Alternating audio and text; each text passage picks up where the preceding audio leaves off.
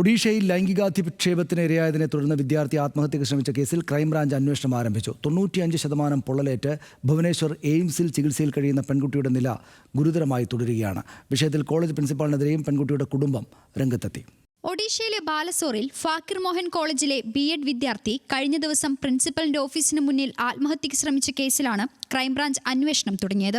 ലൈംഗികമായി വഴങ്ങണമെന്നാവശ്യപ്പെട്ട് വകുപ്പ് മേധാവി മാനസികമായി പീഡിപ്പിച്ചതിനെ തുടർന്നാണ് പെൺകുട്ടി തീ കൊളുത്തി മരിക്കാൻ ശ്രമിച്ചതെന്നാണ് ആരോപണം. വകുപ്പ് മേധാവിയായ സമീർ കുമാർ സാഹുവിനെ കഴിഞ്ഞ ദിവസം അറസ്റ്റ് ചെയ്തിരുന്നു. സംഭവത്തിൽ കോളേജ് പ്രിൻസിപ്പാളിനെതിരെയും പെൺകുട്ടിയുടെ കുടുംബം ഇന്ന് രംഗത്തെത്തി. മകൾ പരാതി നൽകിയിട്ടും പ്രിൻസിപ്പാൾ ഗൗരവത്തിലെടുത്തില്ലെന്ന് പെൺകുട്ടിയുടെ അച്ഛൻ ആരോപിച്ചു. പ്രിൻസിപ്പാൾ ഉൾപ്പെടെയുള്ള കോളേജ് അധികൃതരും ഉത്തരവാദികളാണെന്ന് സഹോദരനും പറഞ്ഞു.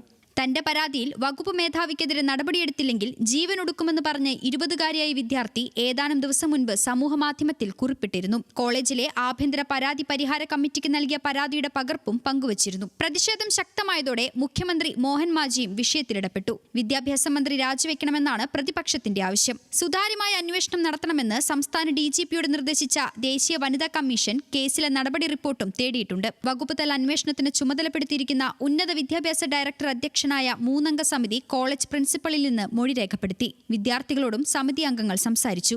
National desk, news Malayalam.